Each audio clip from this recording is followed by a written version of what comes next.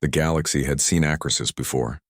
There had been border wars, trade collapses, bioplagues, technological arms races that spiraled out of control. But never anything like this. This was different. This was quiet at first. A slow, creeping kind of disaster. Soil stopped growing food. Air scrubbers failed. Terraformers broke down on worlds that had once bloomed with life. One by one, fringe planets began to dry up, literally. Rivers vanished. Glaciers collapsed. Oceans grew heavy with salt and poison. It wasn't war. It wasn't sabotage. It was something far older. The galaxy was thirsty. No one said it that way, of course. The old powers, the Arcanites, the Ilarian, combine, the rest Dominion, they framed it as resource strain and planetary degradation. But everyone knew the truth. Water was disappearing. Not entirely, not yet. But enough to cause fear. Enough to make empires nervous. Worlds once, rich with vegetation, were now brown and brittle. Even artificial hydro farms struggled to stay stable. Massive water purification systems required more power than fleets. Atmospheric siphons clogged with mineral dust and radiation scars. Drought crept like a disease. And so, the council convened. Not the everyday bureaucratic shuffle of hollow resolutions and ceremonial debates. This was urgent. Emergency beacons sent across thousands of systems. Translation threads opened in all major tongues. A summit to address what no one wanted to admit out loud. If the drought spreads, we will fall. They gathered on Thali, Jorun, a neutral moon wrapped in silken clouds and ringed in gold spires. The council hall towered like a fortress built by patience. Inside, the great races took their places, some in armor, some in silk, some in breathable light. All of them looked tired. There were no speeches, not at first, just data, system after system, planet after planet, charts showing water levels, harvest yields, soil oxygenation. Worlds that were losing the very thing life depended on, not just their own life, but life in general. No one had answers. The Ilarians suggested rationing protocols enforced by interstellar guard fleets. The rest Dominion proposed centralized, planetary oversight of remaining fresh water supplies, naturally under their control. The Zixan Consortium offered a private solution: distribute synthetic hydration packs, for a price. Even in disaster, power games ruled. The smaller species sat in silence, watching, waiting, knowing they would be the first to suffer, first to be reallocated, first to be told that sacrifice was noble, as long as it wasn't the ones in charge doing the sacrificing. But amid the data, one voice was missing. Humanity. They had been invited, of course. Their homeworld had earned its seat decades earlier, not through politics, but through persistence. Humanity had clawed its way into relevance one colony at a time. They weren't the most powerful, they weren't the oldest, but they were present, usually. But now, they were late. Whispers filled the room. Do they even care? Typical Earth arrogance. They've probably isolated hoarding resources, but just as the council prepared to proceed without them, the doors opened, and Earth arrived. Not with a grand procession, not with guards or diplomats, just 3 people, 2 scientists and 1 elder stateswoman. No armor, no weaponry, no gift-bringing delegation. They walked in carrying a single crate, metal, plain, unmarked. The silence that followed wasn't angry, it was confused, because Earth had arrived. But no one understood why. What could they possibly bring to this crisis? What tool could they offer? What solution could they possibly have? They took their seat without speaking. The crate sat in front of them, unopened, untouched. And then, the elder human looked at the gathered empires and asked one simple question. Has anyone here tried water? At first, no one reacted, then laughter, from the Arcanate ambassador. A long metallic chuckle that echoed across the chamber. That's what they bring, someone whispered. Water? Another scoffed. This is a joke.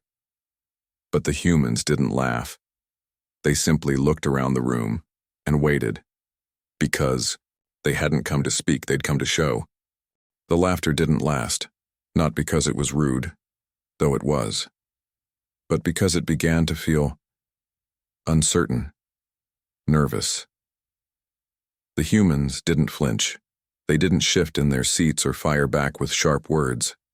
They simply sat still, eyes steady, waiting for the room to settle. Then the woman, Earth's lead representative, name unspoken but eyes filled with years, tapped her fingers once on the crate. It opened. No sound. No puff of steam or dramatic hiss. Just a quiet unlock, and the lid slid back. Inside was dirt. That was the first surprise. Simple, brown, ordinary-looking dirt. The kind that might stick to your boots after a spring rain. The kind no one had seen in centuries on most core worlds. The kind no one used anymore because hydro farms, nutrient beds, and synthetic substrates had replaced soil as a concept long ago. Whispers filled the chamber. Is this symbolic? Is it some kind of joke? Surely there's more to it, but the human woman wasn't done. She reached into the crate and lifted out a glass flask. Clear. Cold. No smoke. No shimmer. Just water. She held it up. Let the light from the high skylights refract through it. The chamber darkened slightly. The water sparkled, and for just a second, the room grew quiet again. Because even now, even in the age of ships, the HFY size of cities, something about that small glass of water felt important. She walked to the center of the chamber, kneeled, poured the water into the soil. Nothing happened, just wet dirt.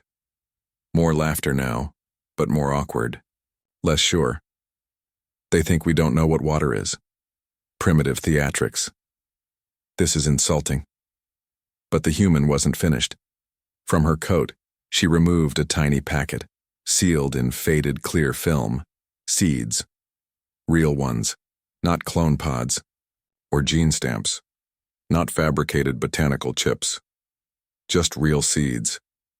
She pushed them gently into the soil, pressed her hand down once, then stood. Now, she said softly, give it light. One of the other humans, a biologist judging by his patch, adjusted a solar lamp built into the crate. A faint hum, a glow. Nothing bright, just warm, golden light. And then, they waited. Not hours, not days, seconds. The first green broke the soil, a single sprout. Thin, vibrant, alive. Gasps from the delegates. One stood up, another blinked rapidly, as if unsure what they were seeing. The Russian delegate narrowed his eyes. This is accelerated, pre-programmed. The human scientist turned, smiling faintly. No, this is ancient. We've just remembered how to listen to it. More sprouts appeared, tiny green shoots stretching upward, leaves unfurling like dancers waking from sleep. The crate was now a miniature garden, living, breathing, growing, with only dirt, seeds, light, and water. The human woman spoke again, this time with calm that carried through the vast room. You called us here to solve a resource crisis, to find a new power, a new tool, a new edge. But we brought something older than any of that. She looked down at the crate. We brought life, the kind that feeds itself, that heals land, that turns wastelands into homes, not because of machines but because of time and water. The Alarian ambassador stepped forward, cautious, almost reverent.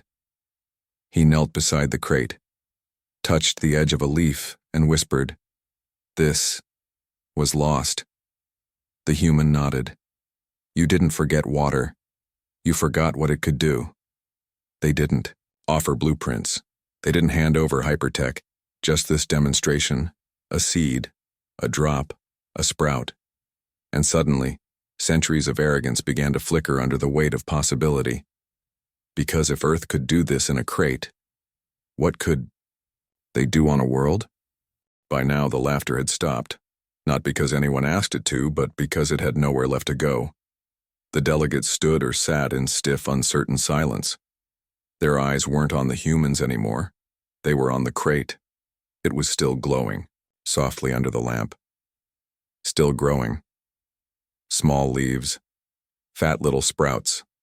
One even had a bloom forming.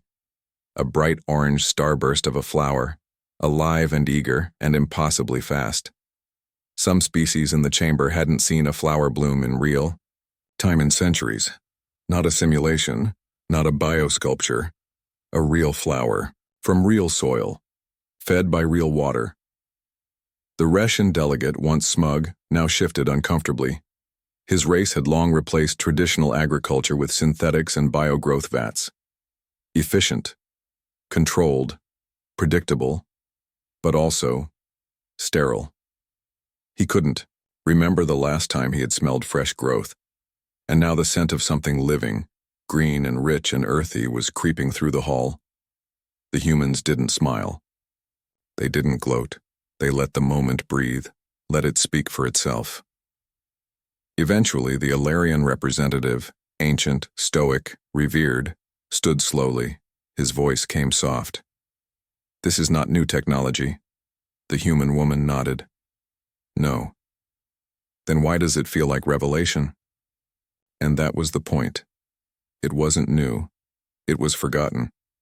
The galaxy had outgrown soil, outgrown water, or so they thought. In their rush toward progress, toward sterility, structure, digital precision, they had paved over the most foundational relationship life had ever known: water plus earth, growth. It wasn't science fiction, it was science remembered. The Alarian stepped closer, not to speak, to kneel, to touch the soil. Others followed, hesitantly at first. A four-armed delegation from the mineral-rich Brex worlds, a soft-bodied twin-voice species from the Kalari belts, even the high-born Dominion envoy whose kind had once bombed forest worlds for mining efficiency, stood in front of the crate with furrowed brows and uncertain eyes. "How?" they whispered. "Why? Why did Earth keep this?" And the answer, when it came, was quiet, almost personal. The elder human woman looked around and said simply, "Because we had to." She told them gently, about Earth, about its rivers, once polluted and poisoned, now clean again, about deserts that had crept across whole continents, until humans planted trees and trickled in water and watched the winds shift back, about farms that didn't rely on computers but on weather, wisdom, and patience. Not all of Earth was healed, not yet, but enough of it had been saved to remember what mattered. They didn't hoard this knowledge because it was secret. They just didn't think anyone else still cared. But now, maybe someone did. "This isn't a weapon," the human said. "But it's more powerful than anything you've built." She wasn't boasting, she was telling the truth. Because when Earth began to recover, when its people started using their minds not just to build weapons or ships, but gardens, something fundamental shifted. They stopped surviving. They started thriving. And now, that quiet revolution had arrived in a council chamber full of species who had long forgotten what life felt like in the palm of a hand. This wasn't just about saving water. This was about reclaiming meaning. A sprout in dirt. Drop of water. A flicker of sunlight. And suddenly, a future the galaxy thought lost bloomed again. The council chambers remained still. No one moved. The crate at the center, still softly glowing with that golden lamp, had become the most sacred thing in the room. Not because it was powerful, but because it was alive. That changed everything. And quietly they began to ask, how did we forget this? The answers were uncomfortable, because the truth was the galaxy had not always lived apart from water. Long ago, before the Great Migrations, before planetary engineering, before artificial atmospheres and industrial food, they had all known. What Earth still knew now, water was life. But as empires grew, so did convenience. As technologies advanced, so did shortcuts. Planets were terraformed not for ecosystems but for efficiency. Biodomes replaced forests, nutrient paste replaced farming. Water became a problem to manage, not a treasure to protect. Entire civilizations had restructured their lives to avoid water. Why? Because it was messy. It corroded metal, it bred bacteria, it evaporated, it complicated mining, ship design, food storage, habitat engineering. So they removed it, systematically. They learned how to recycle fluids down to the molecule. They made food that didn't require it. They sealed their environments, replaced rivers with pipelines, soil with polymer growth beds, and it worked. For a while, their societies advanced, their cities grew, their science soared, but something else happened too. Their worlds got quieter. The winds didn't smell like anything anymore. The ground never felt soft. Rain became myth. Flowers became decoration. Growth became a controlled artificial thing. And once a thing becomes artificial, it loses its mystery. And so, the galaxy forgot. But Earth couldn't afford to, because Earth had nearly destroyed itself. Its rivers had turned black, its skies choked with smoke, forests burned for greed, oceans swelled from ignorance, entire species vanished. And for a time it looked like Earth would follow. But humanity did something the galaxy hadn't expected. They stopped, not all at once, not everywhere, but enough. Enough to change course. Enough to say, this far, no further. They dug canals. Again, they cleaned rivers with bacteria instead of machines. They replanted forests with drones and children alike. They turned rooftops into gardens, gray cities into green ones, concrete into compost. They didn't do it because it was profitable. They did it because they were dying. And through that long, painful, humbling process, they learned. They learned that water could not be replaced, that soil was not something to be synthesized, that life, real life, came with its own rules, and so they remembered. They carried that memory into the stars, not as a weapon, but as a truth. And now, sitting in a hall full of species who had sterilized their lives for the sake of progress, Earth opened its hands and showed them what they had lost. No demands, no contracts, just a quiet offer. We kept this. Would you like to remember it too? For a long time, no one answered.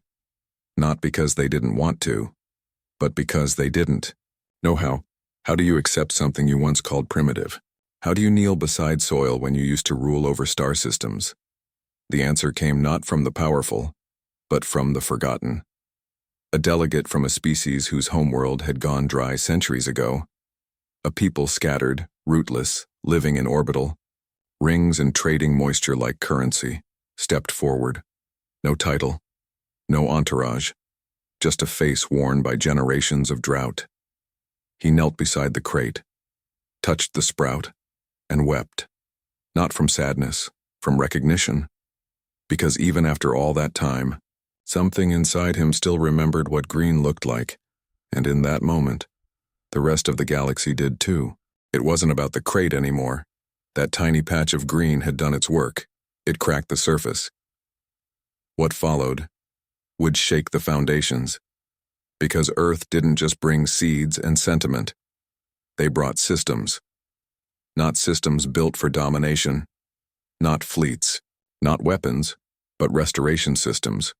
Portable atmospheric condensers, the size of a small room, capable of pulling clean water from poisoned skies. Soil rehabilitation units that filtered toxins through fungal networks. Organic machines grown, not forged. Thermal loop towers that recycled geothermal heat into temperature-regulated irrigation.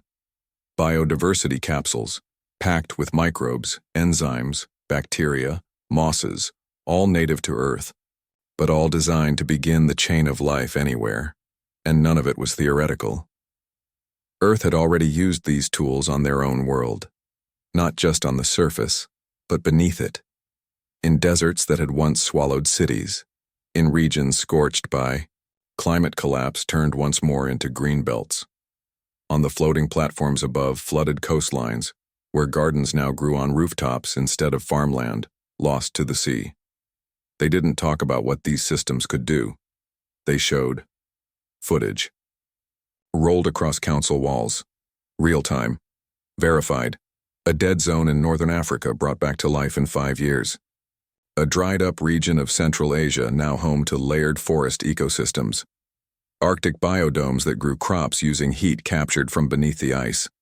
Rainfall patterns shifting, naturally, because of rebalanced ecology.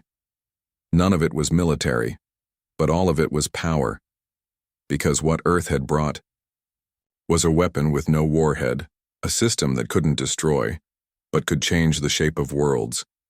And it wasn't theoretical anymore. They had already begun.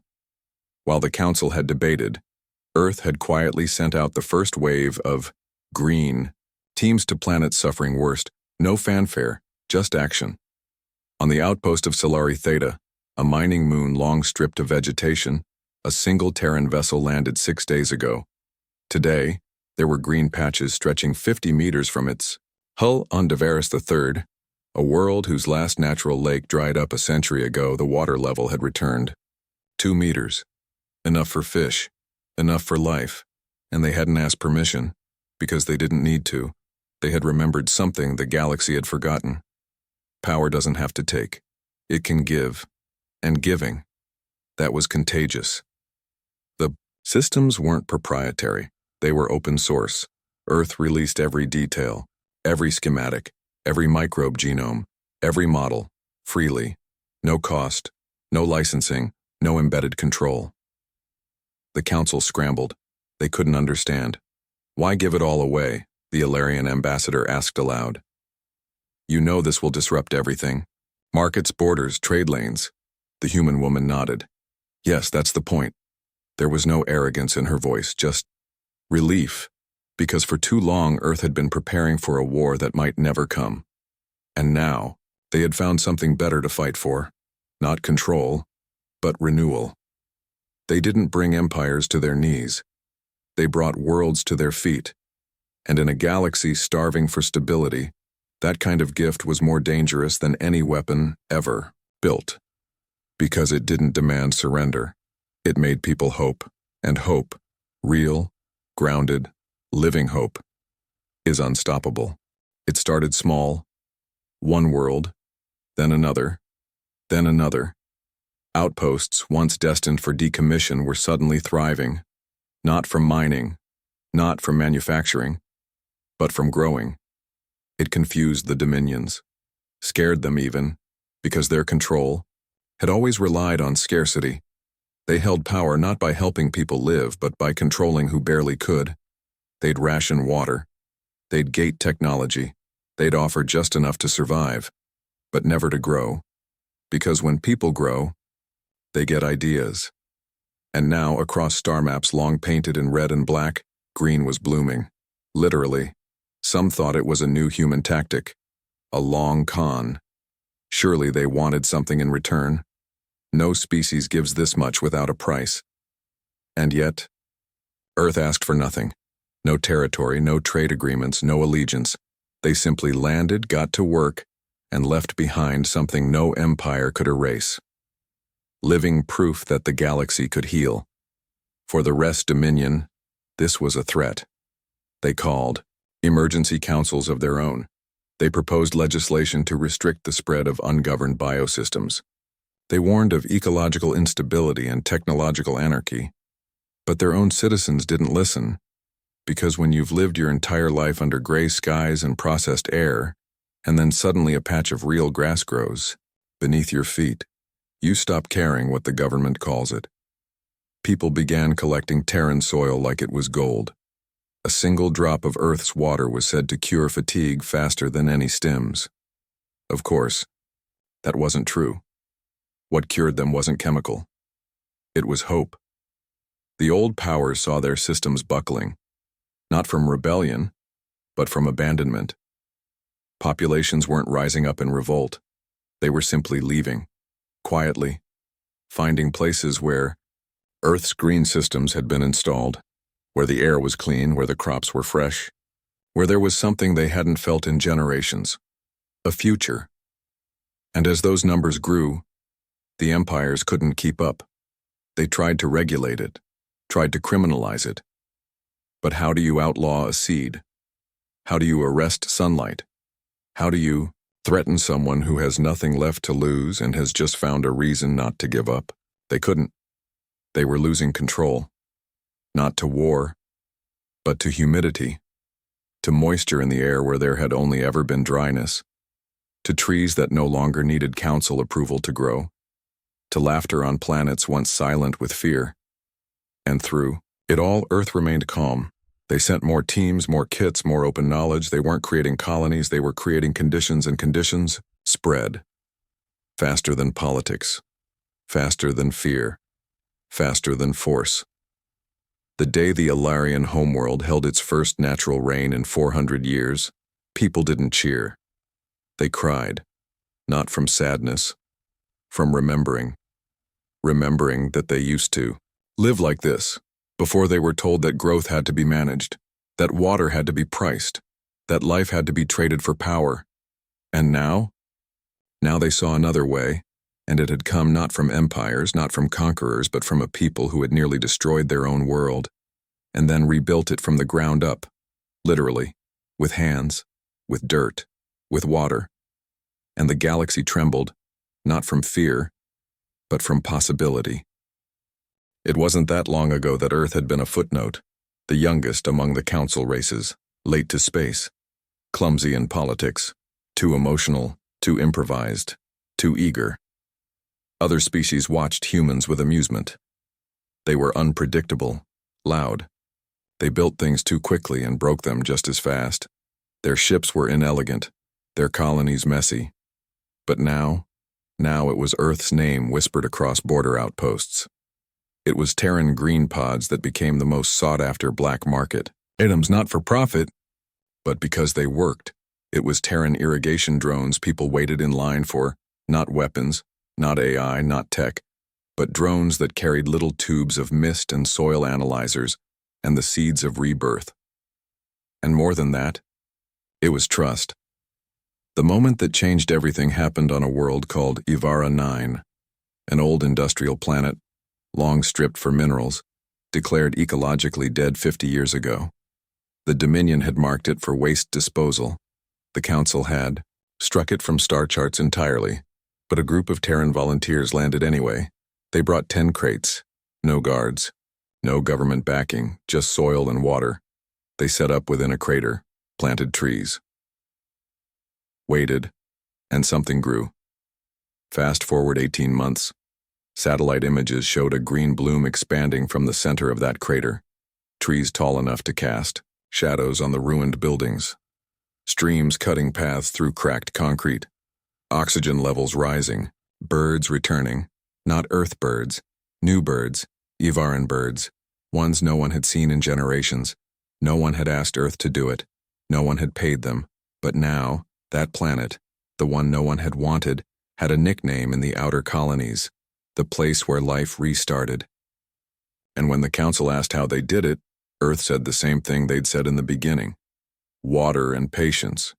They didn't claim credit. They didn't build embassies.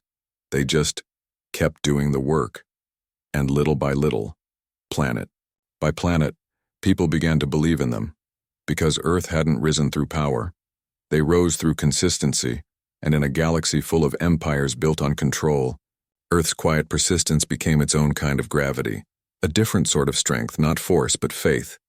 The faith that maybe, just maybe the future, didn't have to be built on war. Maybe it could be grown, with time, with care, with water. The same delegates who once rolled their eyes now requested private audiences with Earth's Restoration Corps. The same factions that dismissed Terran tools now ordered them in bulk. And Earth never once said, "We told you so," because they weren't interested in winning, they were interested in living, and helping others do the same. Across the stars, stories began to spread. Of a Terran botanist who regrew a forest from 3 seeds and a teacup of recycled moisture. Of a ruined moon where life returned from a single crate dropped by a passing cargo hauler.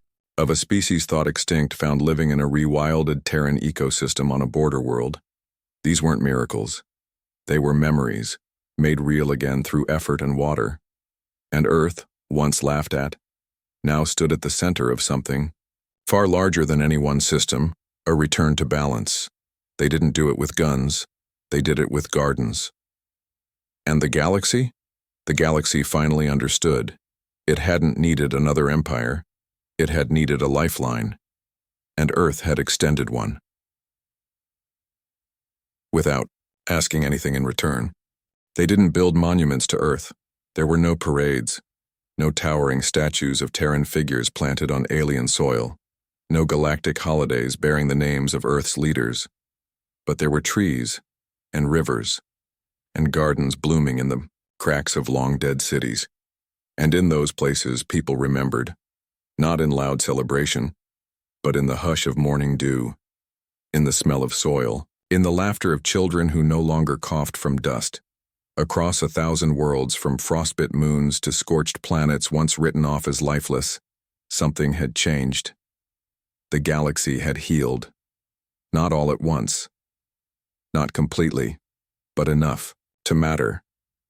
Enough to see green on the horizon where once there was only gray. Enough to breathe deeper, to grow stronger, to hope again. And it had started with water, with humans who remembered what the rest of the galaxy forgot, not because they were better, but because they had been worse once. Earth had walked through its own darkness, poisoned its rivers, cut down its forests, choked its skies, and then, somehow, it stopped, turned around, fought for every inch of its own recovery, and carried that hard-earned lesson into the stars. Now, in the highest chambers of what was once the proudest, coldest council in the galaxy, hangs a simple plaque, not grand, not gilded, just a line carved into aged wood grown from a Terran oak. Life returns when we remember to water it. And below that, in every known language, the same message.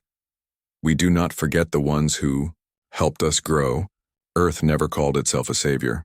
It didn't need to. Because its legacy wasn't built on control. It was built in soil. Its monuments were leaves. Its legacy, roots. Its victory, growth.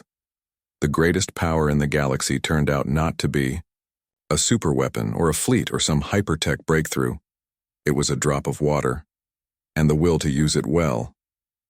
Now, when a world suffers, when a colony sends out a desperate signal, they don't wait for council response codes or border clearances. They look to the skies and wonder, will Earth come? And more often than not, they do. No ceremony, no speeches, just ships that land quiet, boots that step gently, hands that open crates, and water, clean, flowing, healing. The galaxy no longer thirsts the way it did because humanity showed what happens when you answer desperation not with dominance, but with dirt and hope. And now every world that once wilted knows the truth. Life is not a gift, it's a responsibility. And no one reminded them of that better than the people of Earth.